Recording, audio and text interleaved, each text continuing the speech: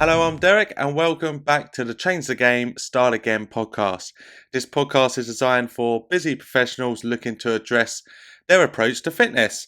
And in this week's episode, we're going to dive into the power of making a routine, and then I'm going to give you some tips on how to organize your week. So, just a bit of update on COVID and where we are. COVID seems to be over, apparently. It seems to be ending next week. I wasn't really expecting that. And everybody is going back into the office, masks are ending, and working from home is coming to an end. So from next week, more and more people will be back into the office, and I think this is why it's a perfect time to start looking at your routine. This is normally you can address your routine at any point. And the whole point of this podcast, Change the Game, Start Again, is that mindset of you can start again. You should always be looking to refresh things, look into things, and challenge yourself to be better in every area of fitness and life. So the idea of everyone going back to work more next week, which will be Monday 24th, and just getting finding their way again. I think this is a perfect time to do this podcast. So we're going to talk about 3 topics today. We're going to do morning routine, night routine, and then just about having a structure to your training week. And I'm just going to give you some tips along the way and just share kind of what I do. So first of all, if we start with our morning routine. So the big thing about having a good, solid morning routine is about prepping the night before. There is zero time for error in the morning. Time is not on your side, it's always against you. So you need to start well the night before. You need to have a plan of what you're going to be doing the next day and start laying things out. And we'll dive into that a bit as we go into the night routine. But the morning routine, you got to realize, starts the night before.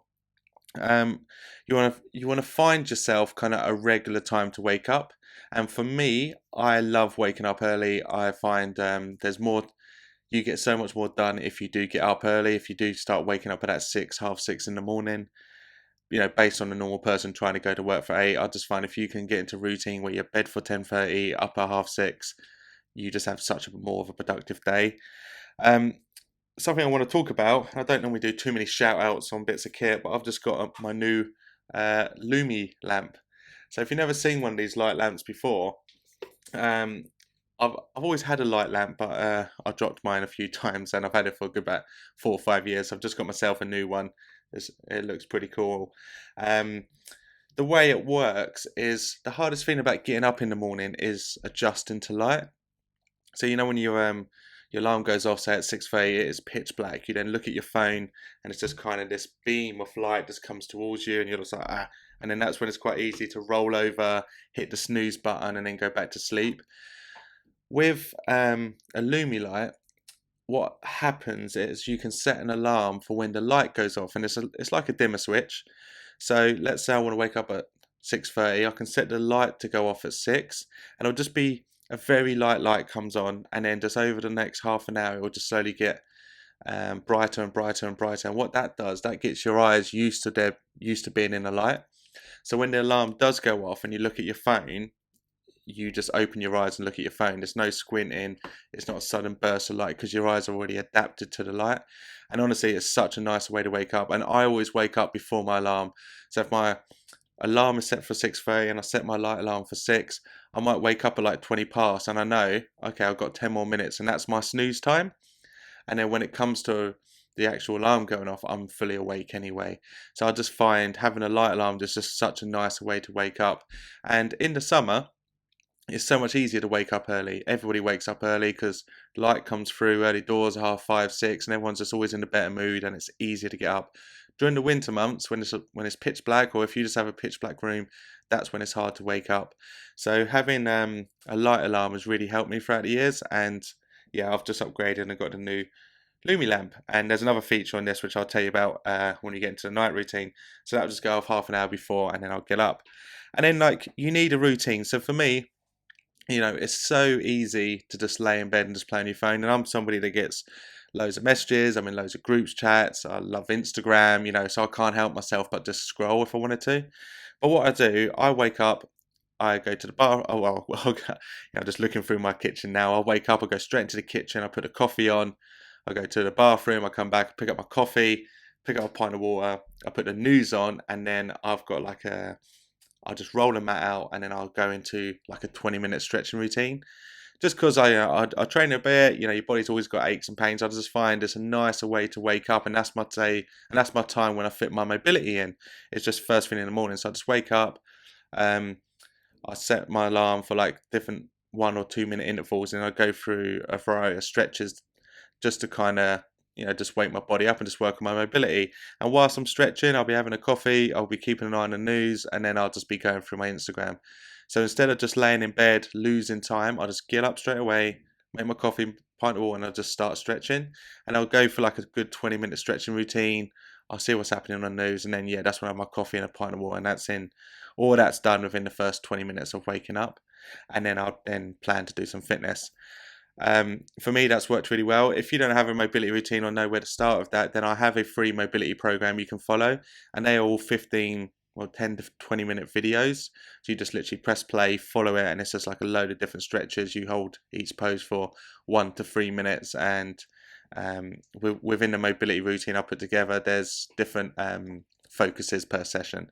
So you can either follow that or make up your own, but I just find it's quite a nice way to wake up. And bear in mind, let's say I'll wake up at 6, the first half an hour of my day, I'm having a coffee, I'm having a pint of water, I'm stretching, I'm watching the news, and that's when I'm doing my mobility and playing through Insta. I'm not just laying in bed, wasting away my morning. So that's quite a nice routine that I'm in. Really sets me up to kind of win the day, so we say. And then I might do fitness. So, right now I'm somebody that likes to get up and do cardio. I'm talking everything through my scenario. If you've got kids and you've got a different setup, or you've got to get work at a certain time, then you need to, make your plan. But for me, I like to do cardio at 6:30 in the morning, 6:30/7 o'clock in the morning, and I've got a spin bike almost in my room, which is my bike's on a turbo, which turns it into like a stationary bike. So I've got my bikes up in my room. So I do a half an hour stretch, and 6:30 I'll just jump on a bike and do a cardio workout, or I'd go to the swimming pool, or hopefully by the summer when I'm back running again, I'll go for like a light 5k run or whatever my training is. But I just find waking up at 6, half an hour stretching, coffee, pint of water, then at 6:30 you're ready to do your cardio, and you do half an hour, 45 minutes of cardio. You're way ahead of everybody else, you're way ahead of your day, and that's a great way to kind of fit in that in the morning. If you are going to train in the morning, the biggest key when I was talking about prepping the night before is laying your kit out. So if I'm going to cycle, for example, my water bottles are in the fridge, filled up, good to go. My cycling shorts are out, my socks are out, my cycling shoes are out. Everything's plugged in, everything's ready to go. The more things you have to do in the morning, time just disappears. If I'm going swimming, my towel's packed, my bag's packed, my padlock's in, my swimming shorts are in, my goggles are in, one bag ready to go, water bottle in the fridge. So I literally just wake up, do my bits, put everything on, clothes are ready, and then I'll go. Any obstacle will just delay time. There's nothing worse than, I want to go for a run, looking for a pair of shorts, looking for a t-shirt, where's the running trainers, and faffing around, and you're just wasting minutes, and you've got a time you have to start work and time's not on your side. So prep the night before, de-stresses you, and you're ready good to go. If you're actually going to the gym, same gym bag, what gym kit you're going to wear, and then you have a plan to get up, coffee, water, stretch, bag up, head straight to the gym. So routine is all about planning the night before and thinking about structure. Okay, so that's the morning, and then we're going to go to the night routine. So if you're someone that has trouble sleeping, and I hear this all the time, I'm really bad sleeping, I need to see the doctor. You just need to fix this. There's a very, very small, and things like this is always easy to say, but there is a very, very small population of people that don't need to sleep more than 4 hours a day, and that's a very, very small amount, and you are not in that amount. You are not one of those people. You need to find a routine. It's just your routine messed up. You need to try everything to fix your routine. And I had issues with sleeping once where I couldn't fall asleep, or kept waking up at 2 a.m., kept waking up at 1 a.m. And it's all to do with the build up to going to bed. So you need to create a solid night plan, a night routine, and then stick to it. And your body is always chasing consistency. So it wants a bedtime and it wants the time to wake up. And then, I'm someone on the weekends, 6:30, I might set my alarm for 8:30, 6:30, I'm starting to kind of naturally wake up, because my body's just in that rhythm, and your body's looking for a rhythm, just looking for some form of consistency. So with your night routine, if you're someone that troubles sleeping, you don't need to see a doctor. well, you can, but you need to just try to fix this yourself. And he's going to give you some basic tips. There are so many books out there. The book Why We Sleep is something everyone should listen to. Sorry, listen by audio or read. That's a great book. Um, and there's always so many tips of how to get a better night's sleep. I'm going to share you my routine and how this works for me.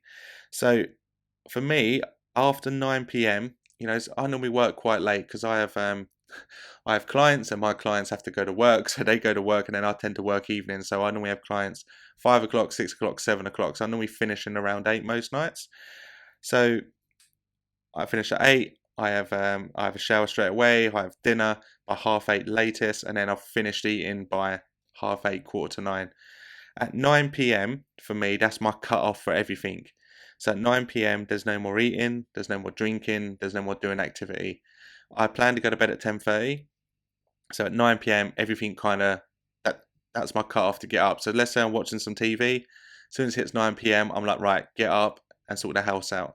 So by no activity, no showering, if after 9 p.m., because that's just going to wake you up. No, like doing the washing up, doing the laundry, picking up all your washing and hanging up your laundry. No running around the house doing stuff. No brushing teeth. I do all of that as soon as it hits 9 p.m. And then after that, no more activity and moving around. So let's say I want to go to bed at 10:30 and it's 10:15.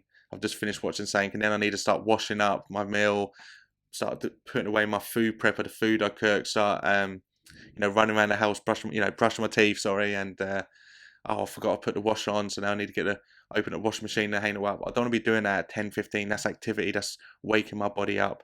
So at 9 o'clock, it don't matter what mood I'm in, I never want to do it. But at 9 o'clock, I just pause the TV, get up, sort the house out, and yeah. So I make sure the kitchen's clean. My washing's done. My bag's packed for the next day. I brush my teeth, and then I turn all the lights off. It's only all the lights go off. I've got a TV on. I've got my lamp on next to my bed. Pajamas are on, and I'm in chill out mode. And I have a good hour downtown. Sorry, at least 1 hour downtime before I go to bed. And like I say, the house is all turned off. I turn the heating off at 9 because you need the house to cool down. If it's as comfy as a nice warm heated house is, that can affect your sleep. You need to bring the temperature down. So 9 o'clock, I just turn everything off. It's not, so I have a bit of OCD. So like I have to make sure before I go to bed, the house is immaculate. So I do all that at 9 o'clock, and then I finally settle, which is probably about 9:15 now. And I have a good hour 15 of doing nothing but just watching TV and chilling. I still play on my phone a bit. I'm trying to get more into reading at that time, but let's say I'm watching a Netflix series, I'll continue to watch that. On my sofa, I might then move to bed and watch it, but 9:15, I'm just in chill out mode. You have a flight or fight mode. You need to be in la la land. You need to be just calming down, not running around the house doing the washing up. And then okay, that's all done. Right, bed. You're not gonna your brain's not gonna switch off like that. With food, you need at least a good hour and a half of no eating before you go to bed. You can of course eat food and then go to bed, but you won't fall into a deep sleep because all the blood in your body is trying to rush to your gut to digest the food in your gut. So like blood's going to the wrong places. As soon as you have food, your body's working to digest that food. So you need to give it time to work and digest that food. So you need to give yourself a good hour and a half. I drink quite a lot throughout the day, and I monitor my water I say monitor, I drink really heavy in the morning. I drink a lot around training in the afternoon, and then back end of the day I'll really start slowing down, so I'm not up all night, but I drink a lot of water in the morning, and that kind of gets me through the day. So 9 p.m. I just start backing off a bit. I no food, teeth are brushed, everything's shut off, and that just helps me settle. What the Lumie lamp does, and I don't work for them, but I've just got this, so I'm going to show you about it. This has got like a bright red, well, say bright reddy orange sunset light. So now, and that's why I've got this model. It looks pretty cool. So I'm going to try that out tonight because I've just literally arrived today, and I'll put that on an hour before I go to bed. So the final hour, there'll just be a red orange light in the corner of my room, and that'll be the only lamp on, and there'll be TV be on and stuff, and then that'll just slowly settle, and then I'll start reading, and then that'll be me going to bed, and then I'll wake up to the sunrise light. One Yeah, so that's so the heating's off, the lights are off, lamps only. Phones, right. I'm not going to say go put your phone in another room, because that is good advice, but I'm somebody that, I love this thing. I never get off it. But you've got to be aware, if you turn all the lights off and look at someone with a phone, you'll just see how bright it is in their face. You just see this power light, go into their eyes. There is no way you're sleeping if that's what you're looking at just before you go to bed. So a good 20 minutes before you go to bed, you need to really start backing off. And so for me, 10 o'clock, there's no one I really need to text. Instagram's not going to change that much. So I just now at 10, that is me kind of no more phones, because that laying in bed, dark room, big bright light in my face, you're never going to be able to switch off. It wakes your eyes up. It sets off a hormone in your body that's going to keep you awake, and that's not what you need. So as soon as it hits 10 p.m. for me, no more looking at my phone. I'll put my alarm on, I'll set it, done. Okay. You can read, if you're someone that likes to read, that's great. But if you're someone that's, likes to just watch TV before you go to bed, that's fine. Just have your cut-off time. Be disciplined off, right, 10:30 is my cut-off time. TV, everything goes off. So you're in your settling zone, say 9:30 to 10:30, TV off at 10:30, and then your final light alarm or your final lamp goes off. And that's like quite a good, nice night routine.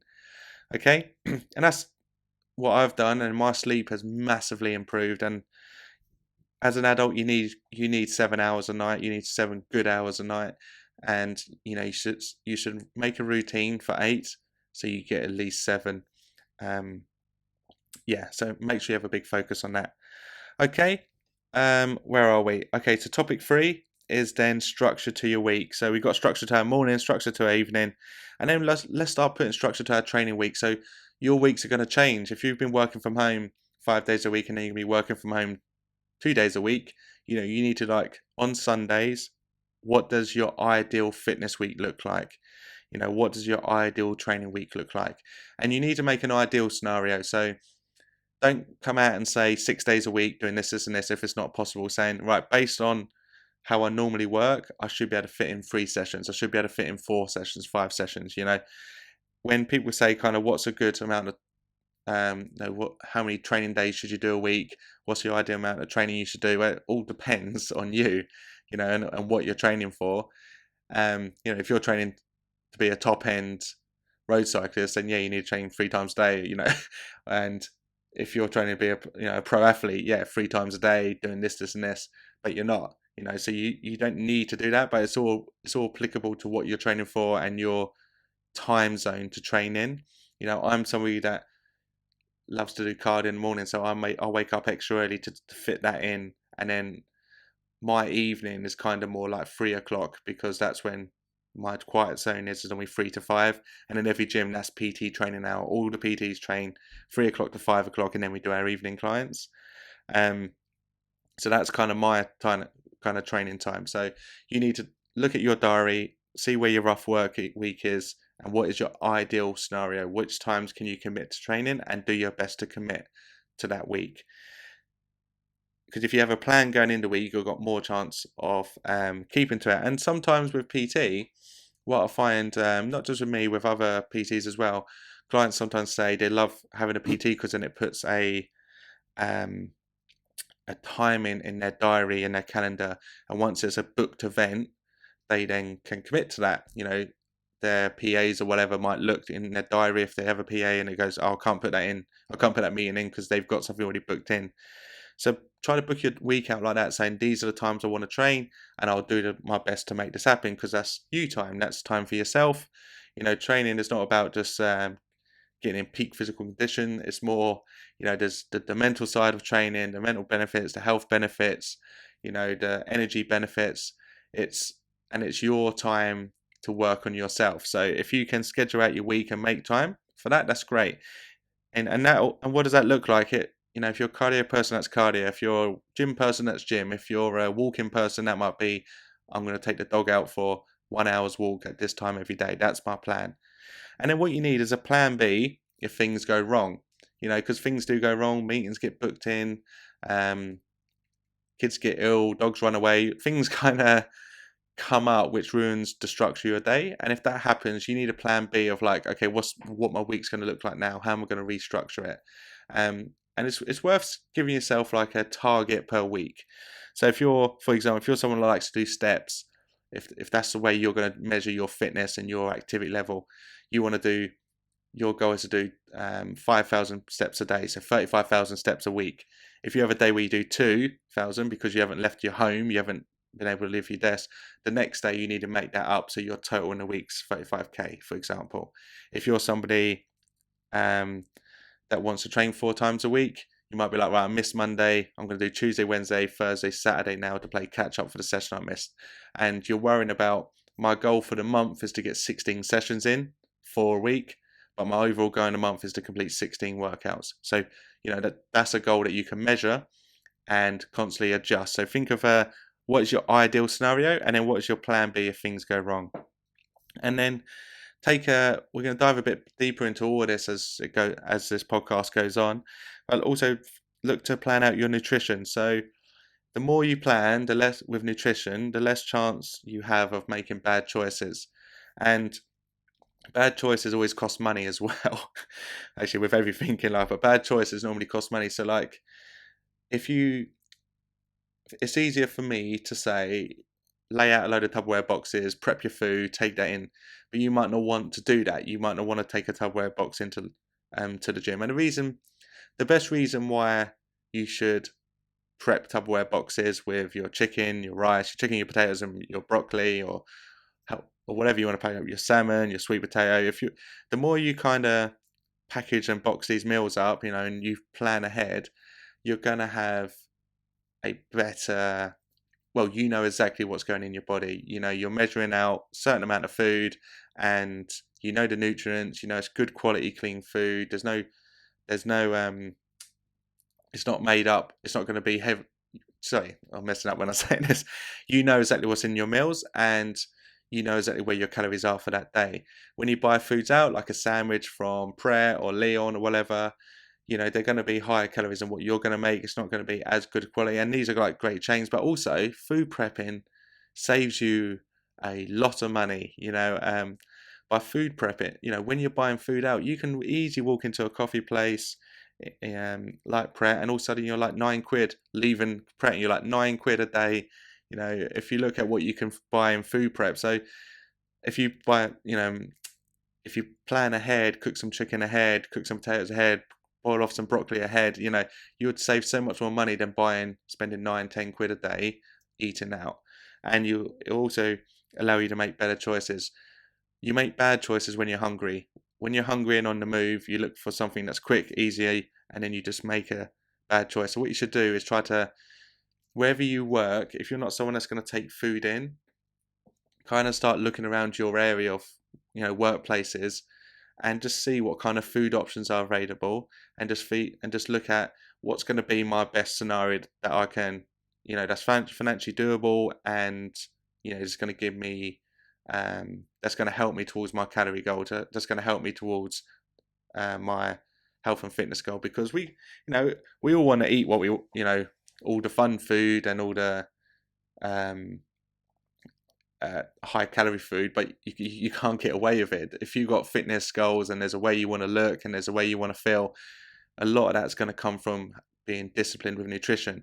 So I love a pizza, but I can't have a pizza every day. That has to be saved for the weekend, because during the week I need to be disciplined. I need to be on a routine, because I've got goals that I want to hit, and the only way for me to hit those goals is to have structure in my life, in my training, in my sleep, in my nutrition, in my lifestyle. So by thinking ahead, planning ahead, thinking I'm going to have this protein shake then, roughly, okay, I'm going to have this for breakfast, protein shake then, I'm going to have this little snack here, I'm going to prep some chicken and sweet potato and broccoli, because I'm for the next 2 days, box it up, and that's what I'm having for lunch. I'll train then, and then when I come home for dinner, I'll have something like this. Just start planning ahead. or if I'm thinking, well, I'm going to go out, because sometimes when I go into Covent Garden every Wednesday, I might plan my meals slightly differently because I'm out of the house for so long. But I'll think about that on Tuesday, so then I don't just, oh no, I'm hungry, what do? Let's just jump into this place. 10 quid later, I've just got a meal that's not that great. And I could have done better myself. Everything all adds up in the end. Okay, so this with nutrition, we'll dive into ways to approach nutrition a bit later, but with it, you just got to start planning ahead. Okay, so that's I'm going to start wrapping up there. So yeah, if we was to summarize this podcast, is just to plan ahead, have a plan going into everything. Next week, hopefully you listen to this on a Sunday when I released it. But next week, more people might be doing a split of 2 days at home, 3 days in the office, or the other way around. So when you go into the office, what's your plan? When you're working from home, what's your plan? A lot of people have adapted well with working from home, but when you go into the office, things are different. You now got to aim off for commuting time. So think about your morning routine, especially if you plan to do fitness in the morning. Think about your night routine, and if you're someone that struggles to sleep, you need to sort this out. It would lead to putting on weight, being more stressed, not having energy, not performing in the gym, not being able to concentrate. If you do not sleep, there is loads of negative effects coming your way. So it's something that you need to fix, and you'll be sleeping a long time. It's just an area of your life that you need to sort out. So if you struggle to sleep, look at your routine. Try to nick some of my tips. If not, read that book, Why We Sleep, and then look elsewhere for other tips to getting a good night's sleep. You just need to try it. You only need a few things to work, and it will make a massive difference. And then finally, have a structure to your week. What does your ideal week look like, fitness-wise, training-wise? And then from that, have a plan B if things get out of control. Okay, right. I hope you enjoyed this episode. Next week and in the next up and coming weeks, I've got a few special guests joining us. So keep an eye out for that. The plan of this podcast is to get special guests on when they're around, and if they're not around, then I'll jump on by myself. So we've got a few special guests coming up, so I very much look forward to that. If you're watching this on YouTube, please subscribe to the channel and like the video. It's so hard for people to get subscribed. It's so easy to watch a video and not subscribe, and it's so hard to get subscribers on YouTube because it naturally comes up on your feed anyway.